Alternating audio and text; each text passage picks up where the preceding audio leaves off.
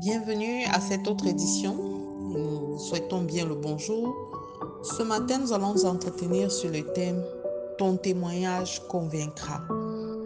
Et le passage que nous allons examiner, les passages sont tirés de l'évangile de Jean au chapitre 12, versets 9 à 11. Il est écrit: Une grande multitude de Juifs apprit que Jésus était à Béthanie, et ils y vinrent non pas seulement à cause de lui, mais aussi pour voir Lazare qu'il avait ressuscité des morts. Les principaux sacrificateurs délibérèrent de faire mourir aussi Lazare, parce que beaucoup de Juifs se retiraient d'eux à cause de lui et croyaient en Jésus. Nous sommes là dans la perspective des manifestations de part et d'autre, positives et négatives, de l'entourage de Jésus qui, pour les uns, ont été séduits à cause du témoignage de la résurrection de Lazare. Parce que Lazare était le témoignage vivant de la puissance avec laquelle le Fils de l'homme était venu opérer sur terre. Il était aussi une source d'espoir pour beaucoup de personnes qui attendaient désespérément le Messie. Le Messie est là, il est disponible. Dieu s'est fait chair afin de pouvoir convaincre le monde de ce que il est venu pour se donner, afin que nous ayons le salut, afin que nous ayons part à la bénédiction, nous ayons part à la gloire de Dieu.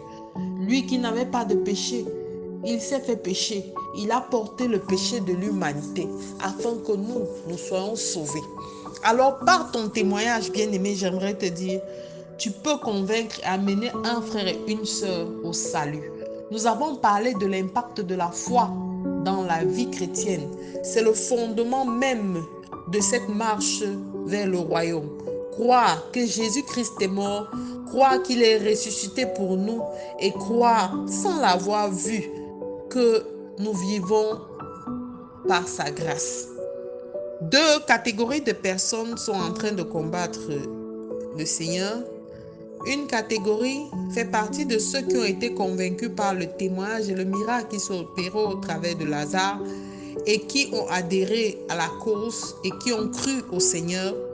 Et l'autre catégorie, c'est des sacrificateurs qui cherchent non seulement un moyen de tuer Jésus, mais aussi de tuer Lazare, afin d'éteindre ou de cacher les manifestations de la puissance de Dieu.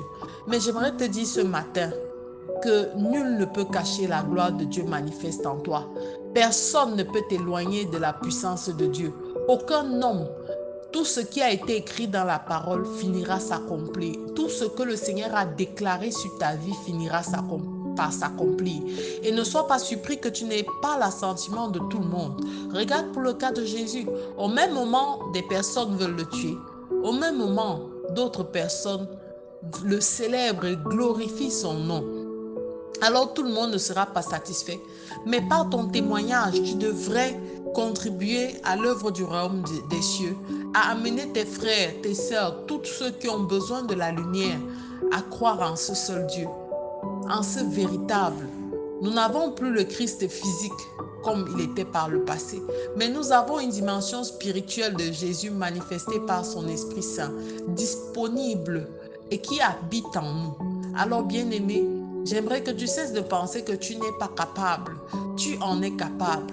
Attirer des âmes n'est pas l'apanage forcément de certains oins ou de certaines catégories de personnes. Du moment où tu l'as accepté dans ta vie, tu peux contribuer à l'œuvre de son royaume. Et c'est à ça que tu as été appelé. N'aie pas peur des combats. Christ même a connu des combats. Le Seigneur pouvait dire à Jérémie, je te connais depuis que tu es dans le sein de ta mère. Et il le disait au verset 19 du chapitre 1, ils te feront la guerre, mais ils ne te vaincront pas parce que je suis avec toi. Alors ta joie, ton témoignage ne fera jamais la joie de tout le monde. Mais ce que tu dois garder à l'esprit, c'est que ce que Dieu a écrit pour toi se réalisera. Et qu'au travers de toi, il veut aider, il veut tendre la main, il veut délivrer une autre catégorie de personnes. Alors sois à partir d'aujourd'hui cet homme de témoignage, ce chandelier qu'on pour poser sur la table, cette lumière qui éclaire d'autres personnes. et tu verras encore des choses miraculeuses s'accomplir dans ta vie.